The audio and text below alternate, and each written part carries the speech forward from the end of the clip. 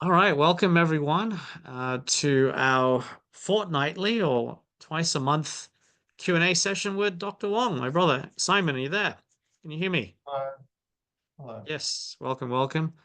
Um, we already have a whole bunch of questions that have come in advance. Thank you, Dr. Dutton. Let's get straight into it without any further ado, because Simon has a short 40-minute window during his lunch break he can share with us. So if you have any questions, do type it in the Q&A. We're going to prioritize the questions from our recent paid attendees who've joined our advanced programs and whatnot. So let's get through this. Can you see my screen, Simon? Yeah, yeah. All right, so from Dr. Dutton. So yeah, please fire away. Okay. You can read it out. Um, so Dr. Dutton writes, I have a CBCT machine. I plan to take and send to beam readers for a radiology report, self-analysis. What analysis should be recommended and what landmarks? So if you have access to a CBCT machine, we would like the radiologist to reformat it so that it has a pan X, pan oral, a lateral ceph. You might as well get a view of the nasal turbinates, and you might as well get a view of the airway. I'll do an airway assessment and any issues with the maxillary sinus as well. Some people will ask for the TMJ as well. So it is the same field of the X-ray. So it's just a matter of asking for those particular reformatting images. As far as the ceph analysis, they'll use lots of different there's huge range of different ones, but the ones that seem to be most easily readable for orthodontists and general dentists alike, the SNA recording, the SMB recording, the AMB recording.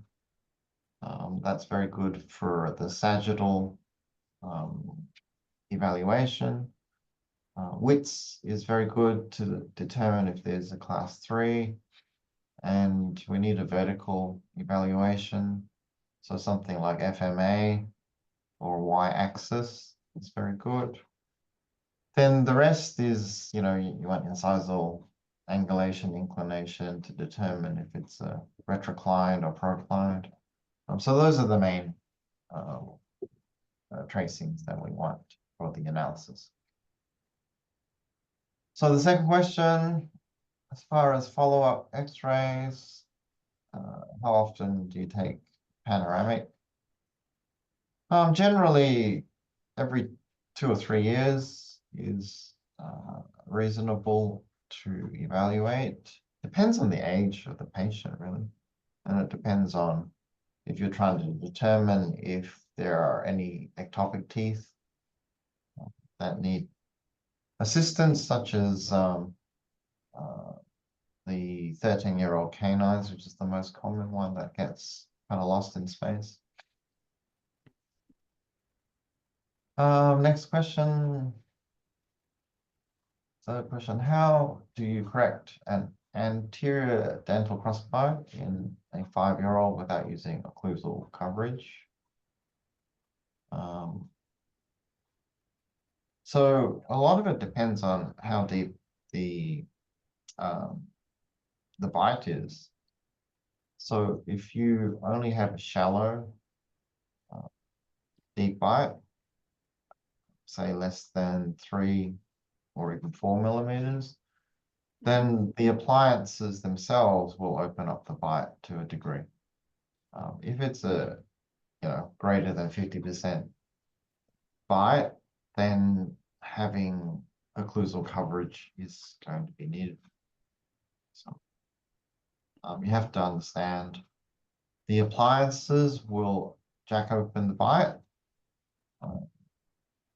Children who have malocclusion almost never rest with their teeth together. So the development of each arch tends to be unrelated to the bite. We tend not to worry too much about the retraining of children with their posture in class 3 patients until their bite is corrected. So we don't do any of the chewing exercises or the closed mouth exercises until the reverse bite is corrected. It's detrimental to the joint, detrimental to the teeth to load them during the crossbite. So. Next question. Oh, Dr. Dutton, if you're on, if you've got anything you need clarified, by all means, just speak up, all right? Otherwise, we'll try to get through as many of your questions as possible. After maybe 5, we'll see if anyone else has questions, by all means, start submitting them in the Q&A panel, but we'll keep on going through these ones if they're of interest as well. All right, next one. I do have a question. Oh, yes, please go ahead. Yes, Regarding just back to the Ceph analysis. If I have to pick one, that includes the measurements that you like, Simon? Which one would you pick? It's not the Sassoon, right? So which one would you pick if I had to pick one or two? Well, it depends on which one that has those measurements. It doesn't matter what you pick so long as you have SNA, SNB, ANB widths, and FMA. If you have those, then it doesn't really matter. Is this correct? SNA, SNB, and B width? ANB. ANB, yeah. Sorry, I don't know the terms. So maybe you should type it in, Simon, just so it's clearer. Because that, this is a I've gone question through that... this Okay. in Which module? the advanced modules I've gone through SNA, SNB, and B widths, FMA, Y axis. So anything that has that, it's fine. Is it typing? I think I got stuck. F, stuck on the F. Simon, you there? I've typed in it. I don't know what it's supposed to do. Let me hit refresh. Sorry, can you finish off with that one? Okay, there we go. Okay, very good. Is that clearer, Dr. Dutton? Yes, I was just wondering if there was one you could, because I'm not familiar with all of them, so I have to go research all of them to determine which one has I them. don't know which ones they're offering you, so. Oh, all of them. There's like 50 on there. Well, exactly. So I don't know the names of each of the Okay. ones. So long as they provide this. Yes. Overall, we have that, then it doesn't matter which one you choose. Okay, got it. All right, good. Anything? All right, let's continue. Maybe. Okay, number 5. While we are expanding the kids and while in retention phase 2 evaluation, assuming we have them do their postural exercises, you feel lip taping at night can help the soft tissue matrix encourage true forward mandibular rotation. I'm understanding how important this time frame is. And having lips closed at night with tape may be better than open lips.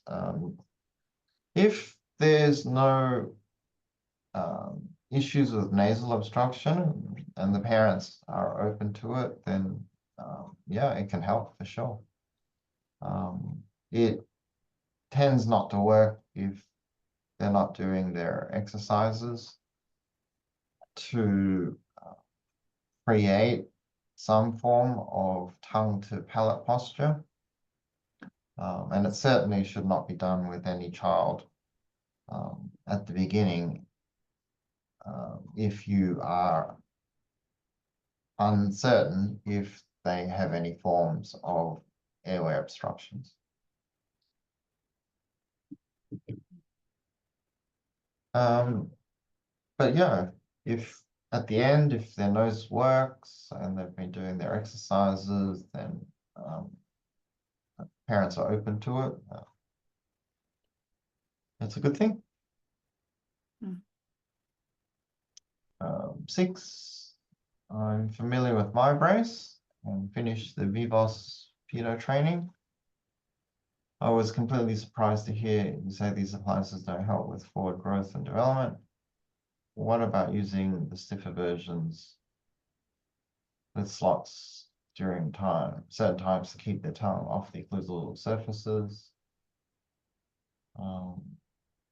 which depresses the curved Wilson and Spey, or as intermediate retention devices as teeth are changing over, or in 2 to 4 year olds along with Gopex while awaiting your expansion appliances? Are you saying they cause incorrect jaw growth?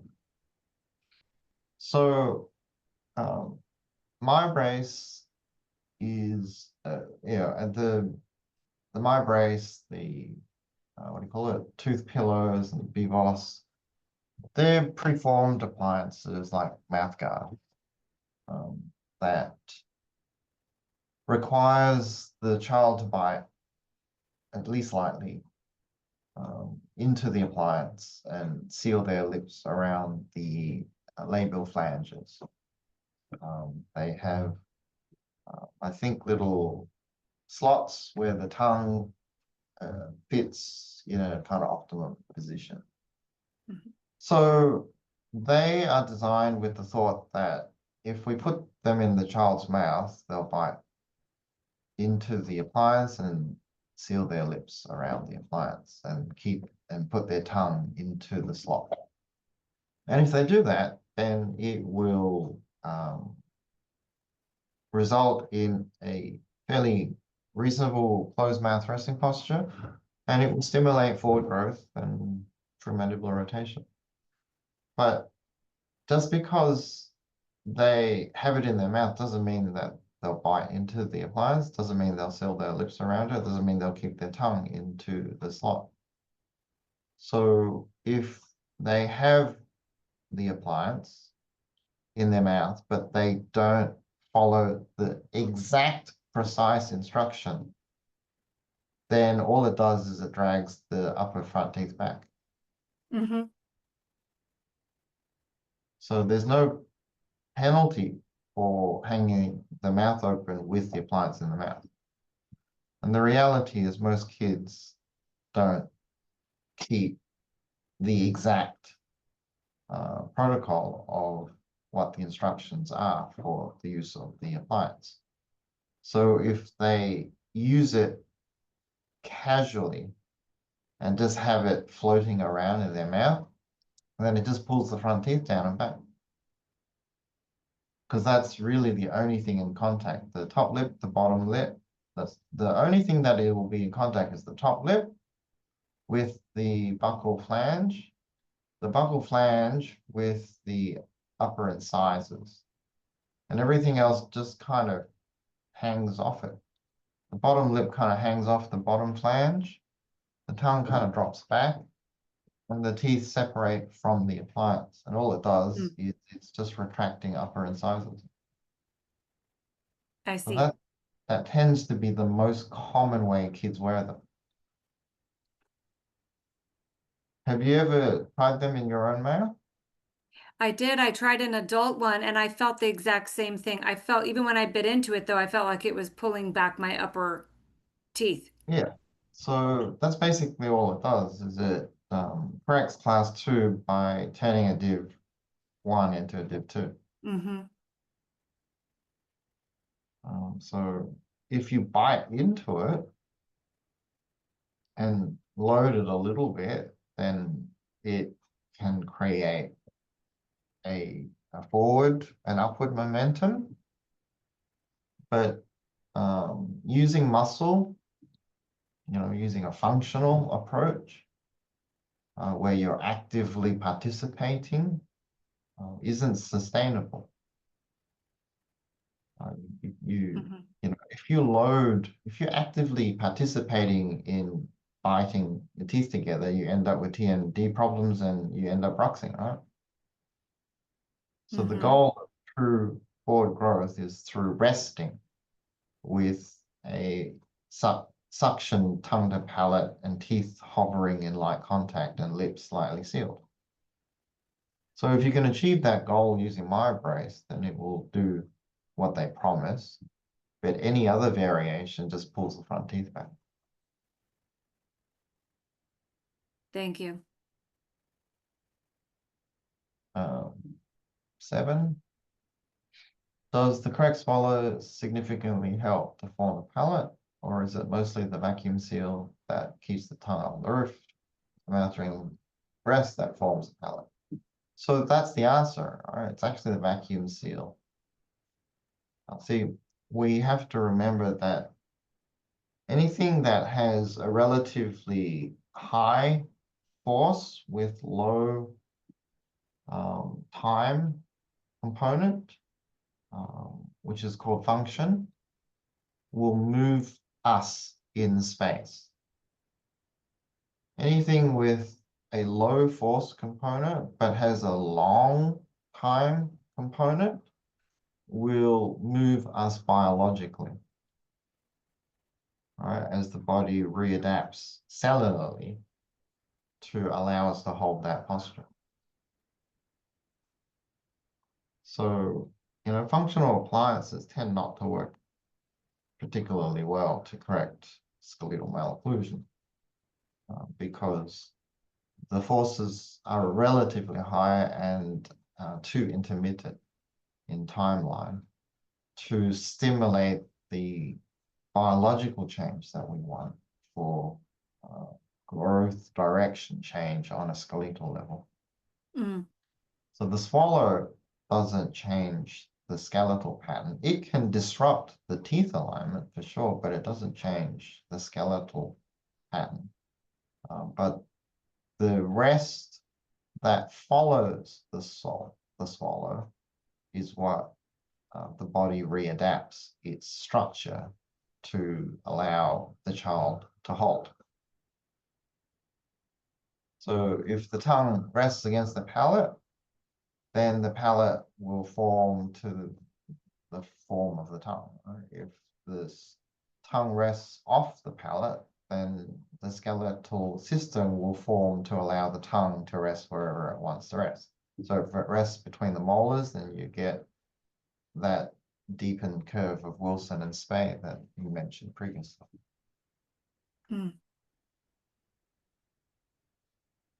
Are there any other questions from other people? Yeah, let's take a break because it looks like we've got time to finish your questions, Doctor. There's only one question that's come in. Which code and fees do you use for reading cone beams? Sorry, I don't have that information at hand because I'm Australian based. But I think Dr. Amanda Wilson has contacts to help you guys in the States to select the correct codes for orthodontic procedures. So is this regarding the insurance side of things? Yes, that's right. Yeah, that's part of our 2-day intro recordings from last year. So that's was part of the presentation that Dr. Amanda Wilson gave. And as a bonus, she gave her insurance tips and codes and so on and so forth. So if you'd like to enroll, just reach out to me and I can give you more information. However, actually, yeah, there's only a few of us. Was that Christine or Myrna or Justin? Just send me a private message or send me an email and yeah, we can go from there. I'll just put my email. Oh, is that you, Myrna? Was that a question from Myrna? anyway, just send whoever it was, just send me an email. Straight teeth naturally. Oh, there we go. Let's continue. What, number 8, what exactly do you mean by syndromic? Is there something we would know because a particular syndrome would be listed on a patient's medical history? Yes, that's right. So syndromic is when there's genetic defect, a Down syndrome, Pierre-Robin syndrome, Stickler syndrome, right? There's hundreds of different syndromes, and the parents would come in and say, he's on the spectrum, or he's got Downs, or whatever, right? And then you would know. And then we would have expectations that there would be a skeletal imbalance. Or are you using the temporally to define severe arithmetic mandibular arithmetic? So all malocclusions are technically termed as syndromic or non-syndromic malocclusions. All right, we just tend not to say, we tend not to add it because we just assume 90% of 95% of the kids that we see are non-syndromic. And generally, syndromic children are under the care of specialists since birth. They would have a team of people looking after them.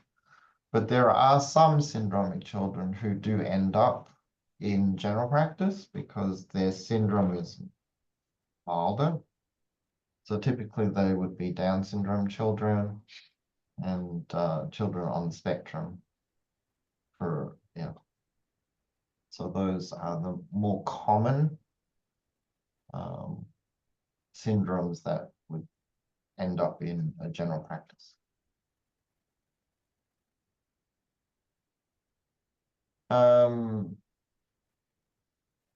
No, you mentioned that you used to overexpand until you learned of the detrimental effects on incisor eruption being too vertical.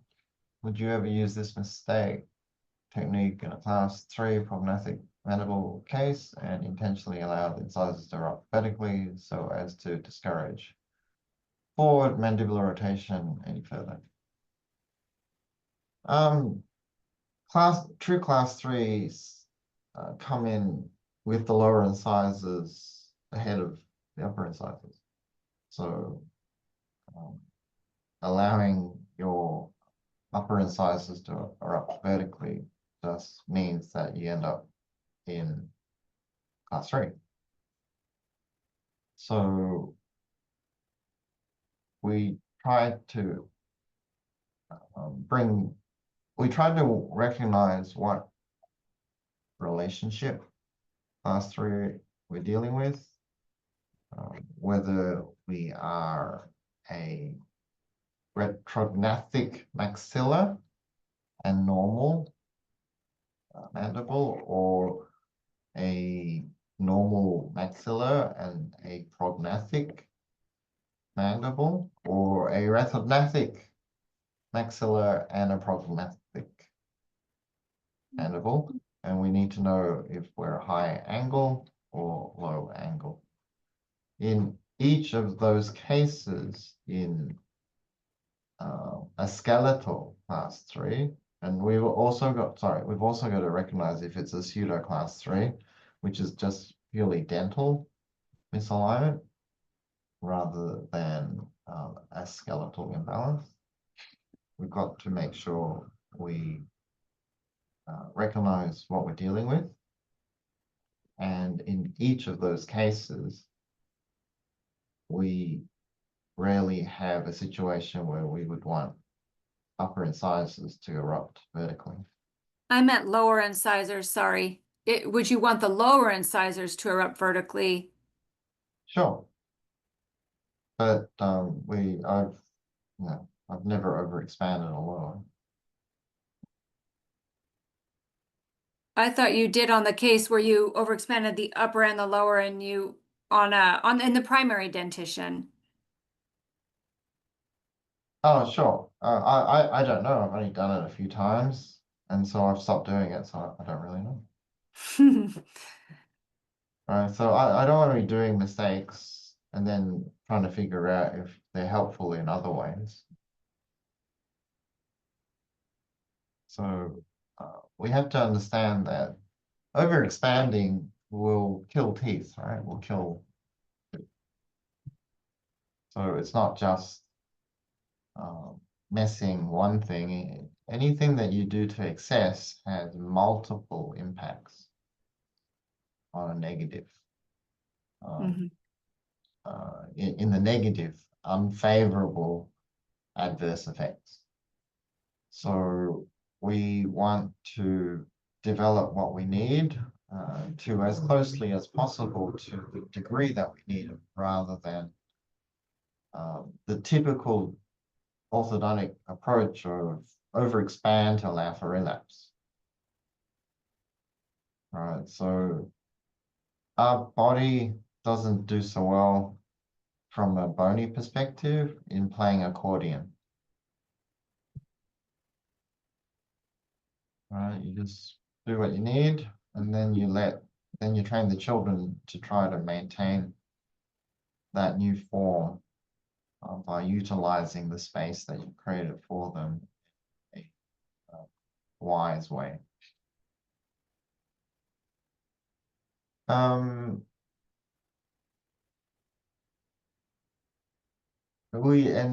it's very rare that lower incisors are up too buckly. Mhm. Because there's not usually enough room. Tan, can you explain when the main growth spurts are and what you ideally want to prior to and during after each growth spurt? So the teeth usually tell us lots of information.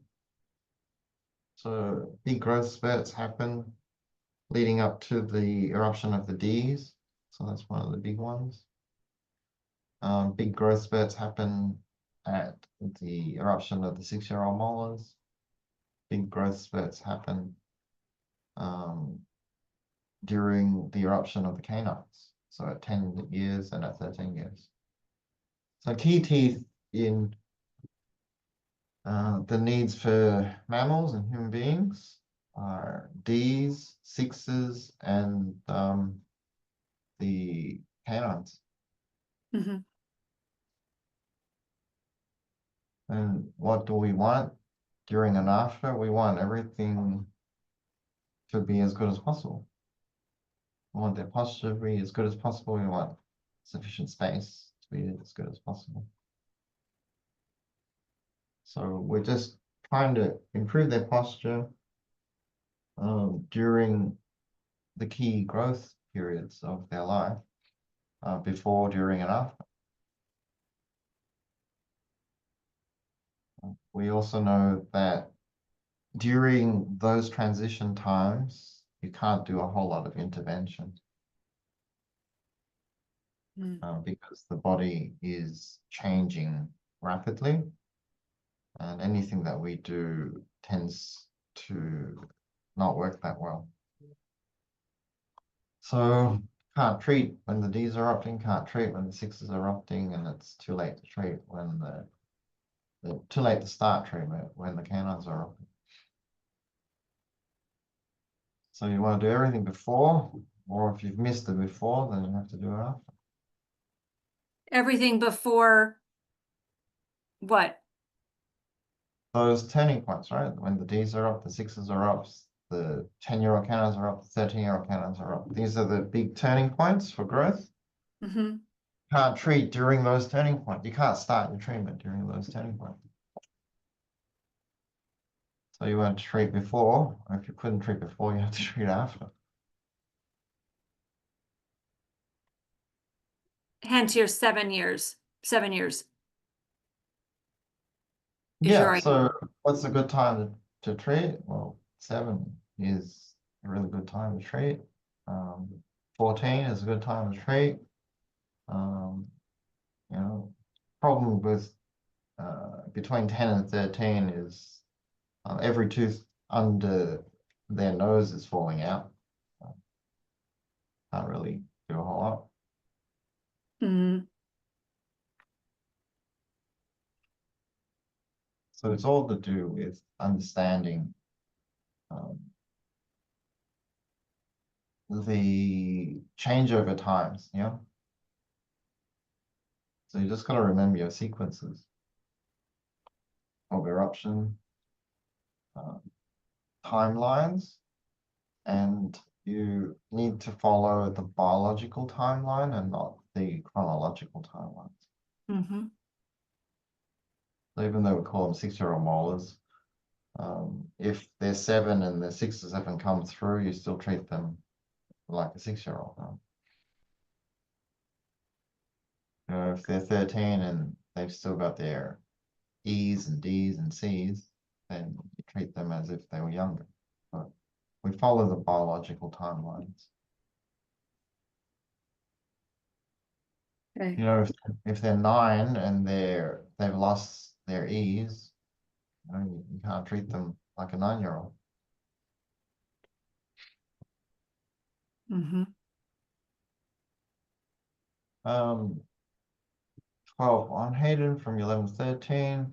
He showed that his teeth still look good because he's wearing his retainers, but his chin never developed properly because he wasn't doing his exercises. But did his overjet increase because his chin didn't develop forward through forward mandibular rotation? In other words, does the maxilla-mandibular relationship and bite stay stable and therefore move as a unit during mandibular forward rotation as long as you're wearing your retainers, or does the mandibular position fall back in relation to maxilla when there is no mandibular forward rotation? So the jaws grow as a unit if you rest with your mouth shut. The jaws grow as separate units if you have your mouth open. Your maxilla is a skull bone. Your mandible is not a skull bone. It's an associated adjacent bone to your skull. All right, so your mandible has more in common with your C1 than it does your maxilla.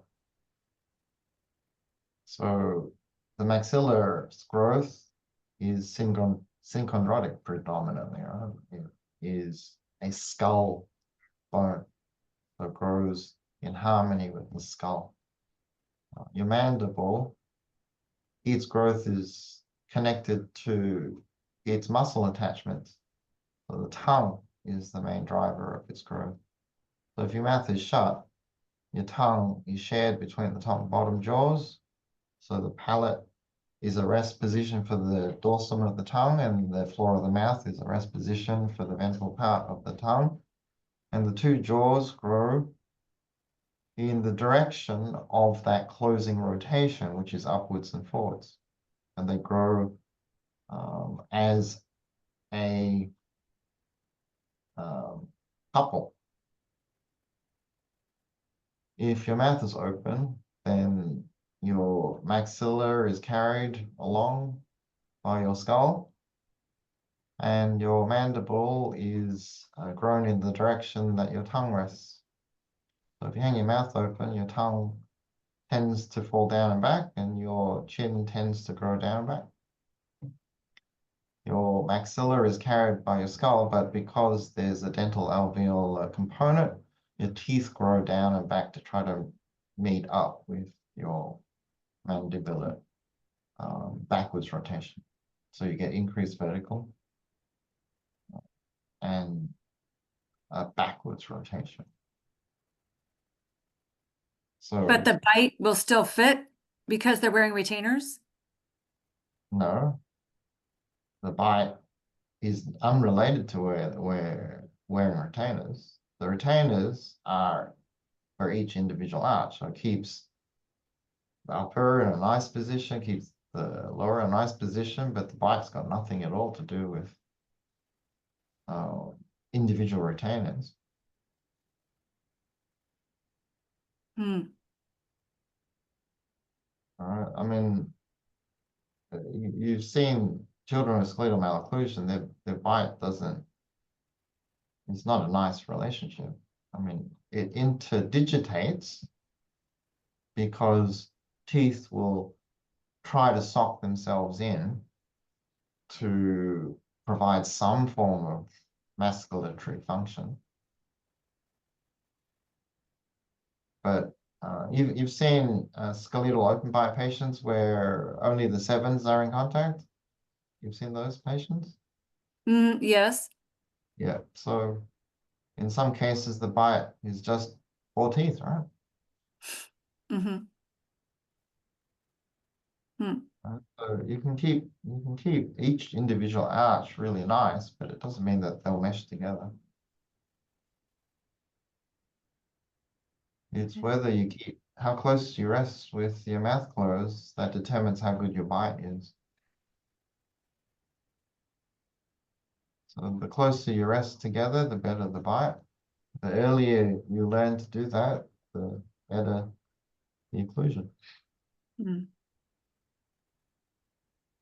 So you can get someone in a nice relationship before they hit puberty, and then they continue to hang their mouth open and everything goes to pot, right? Mm-hmm. Because you're not done until they finish growing. So in dentistry, we have a tiny window of field of view, right? And our goal is to have the smallest possible window of field of view. Like we want to do things that just take 1 visit, 2 visits at most. 3 visits is a pain, you know? 1 visit every 6 weeks for 2 years is a pain. Yeah. Right. If we were to say, you got to look after this kid for 18 years of their life, your eyes glaze over and you start looking at your phone to figure out something more interesting. But as general practitioners, primary care dentists, our goal is when they walk through the door, they become your patient, and the day you retire is the day you stop being their provider, right? So we have to start to see the big picture, the lifetime residual value of you as a clinician and as them as a patient.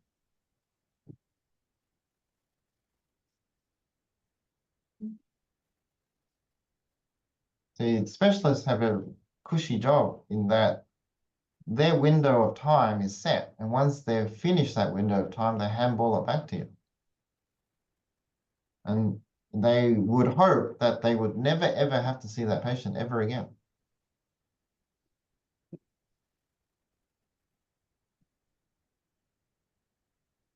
And our job as general practitioners is when the patient walks through the door for the first time, that's the beginning of a lifelong relationship.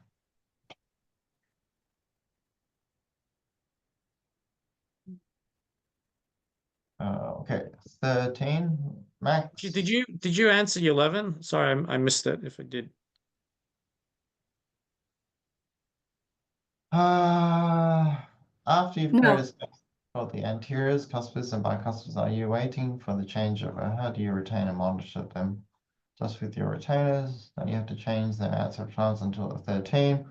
And when does your phase 1 end? Therefore, your liability officially ends. So I have 2 approaches. One that I do with a very specific goal, and one that I recommend and teach for my students to do, which is a different goal.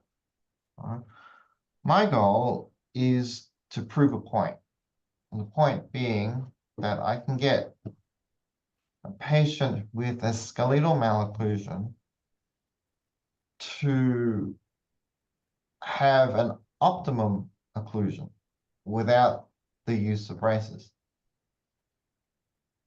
That is a very difficult task, one that has no real benefit other than to prove a point. from the perspective of what I teach you guys to do phase one, which is you set a timeline to create space for teeth that are not going to be able to fit. And once you create that space, you finish and you give them the means of maintaining good growth by the means of exercises. And if they then, in permanent dentition, need to have a tidy up with braces, then by all means, that's what you do or what you refer them off to do. So the goal is to treat before puberty or treat again if needed after puberty, but not during puberty. Right? The goal is not to treat in the middle. Treat early, so before 10 if you can, or treat late after 14, but don't treat in those middle years with braces, because putting braces in a pubertal child will drag their face down and back. Right? Because vertical is the easiest thing to achieve in newly formed 12-year-old molars and 6-year-old molar and canines, right? So your goal is not to have braces during that pubertal spurt. Your goal is to make sure they don't need braces during then, and if they need braces, to do it after they've had their big growth spurt. So that you don't, braces are fantastic, except they have a huge adverse side effect, which is the increased vertical. But braces after the early teen years has less of a vertical issue. So we try to wait until 14, 15 before we use the braces. But if their mouth is a complete mess, they don't want to live through that 12, 13, 14 period with an understanding and awareness that when it's time, they're going to have 4 bicustard pulled. So we step in as early intervention as a phase one to create the room for the permanent teeth and to train them to have better growth so that they don't have to have as many teeth pulled in those early teen years, and to avoid the need for braces in those early teen years, so that they can do a much smaller tidy up, shorter tidy up, hopefully, with less adverse effects in the later teen year.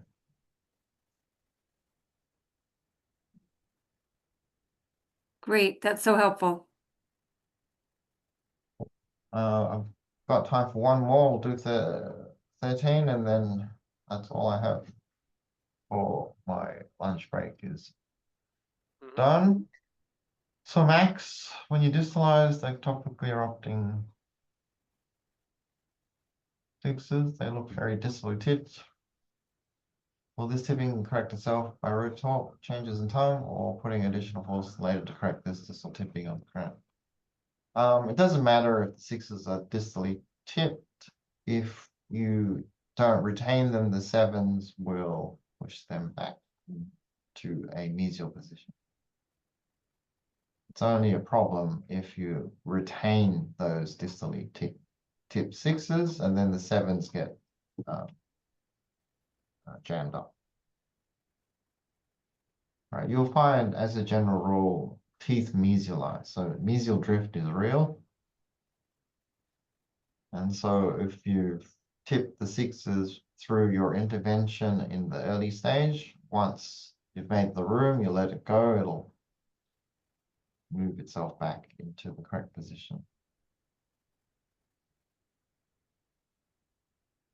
Cool, I've got to run. All right, thanks, Simon. So if you want to, in 2 weeks, Simon will be back on the same time, same different Zoom link. But you could post this in the private Facebook group, Dr. Dutton, and Simon will, respond sometime this week. Okay. So you can just. All right, thanks, Simon. Bye-bye. All right, bye-bye.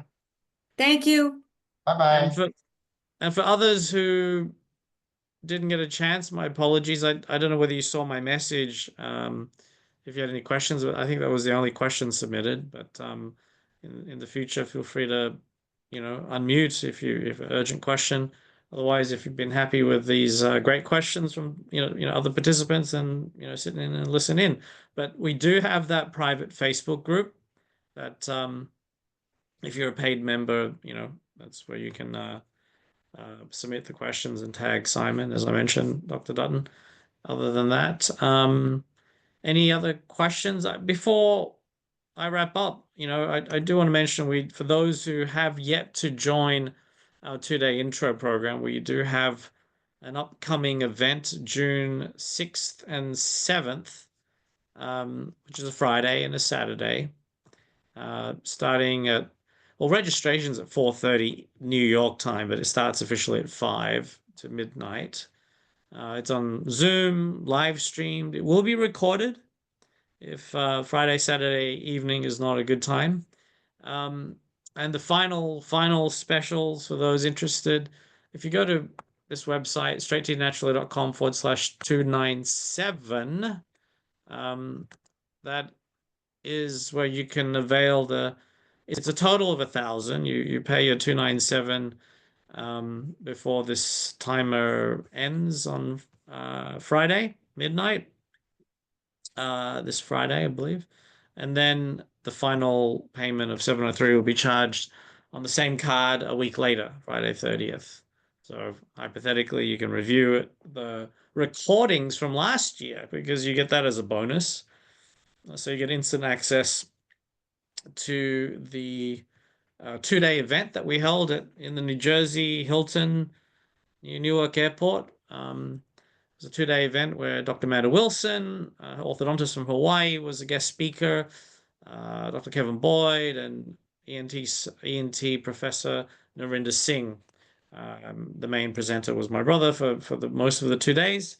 But you get instant access to last year's 2-day intro program, so you can evaluate that for a whole week and see if it's for you. If not, it's a money back guarantee, right, until the end of the month. But anyway, that's the final special. You can see on our main website. If you go to this link here, this is the main event website that some of you have been to, /program. It is officially 1,500, right? That's the full pricing now. We do have pre-sale of the recordings. If you just want the recordings and nothing else, it's a 697. So that's a good pricing for those who don't want to attend live and prefer to self-study. Yeah, but you won't get the recordings until another week or so after the event. Unfortunately, tonight is not, there's no CE. These are free events, but there's no, we have to go through a consultant and pay them to get the CE credits for you guys for this paid event, for the 2-day program. It is 14 hours of credits through the Complete Health Group, TMJ. It's CE verification through the PACE program, AGD. If you have an AGD number, if you don't, it doesn't matter.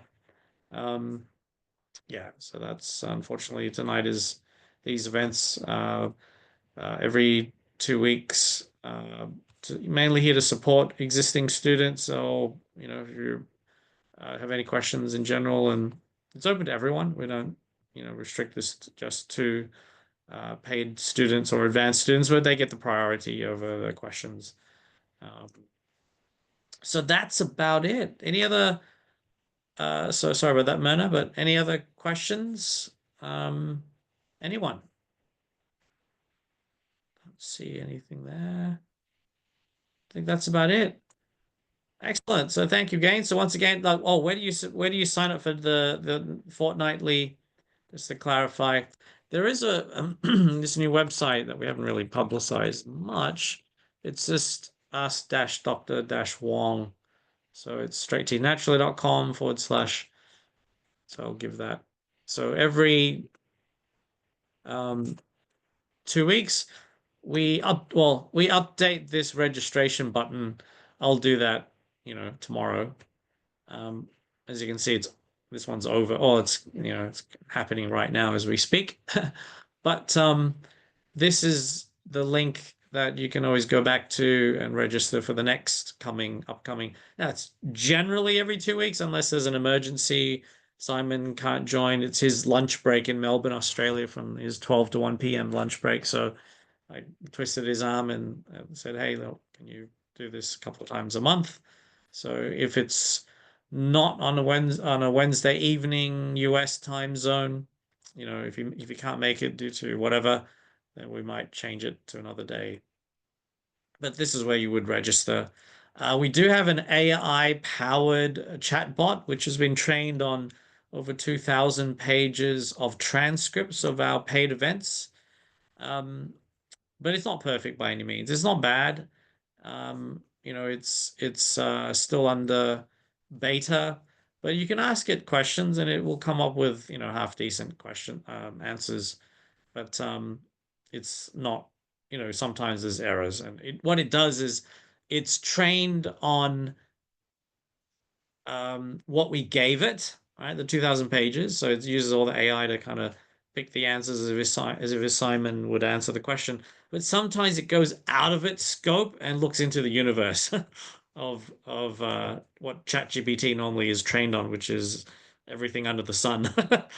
So it sometimes gets a little bit beyond what Simon would say, but it's 80-90% correct. So we recommend you ask your questions live. But if you need something quick, and understand that, don't treat it as advice, but more entertainment and education than anything else. But anyway, that's the place where you can register for these free webinars every 2 weeks. All rightio.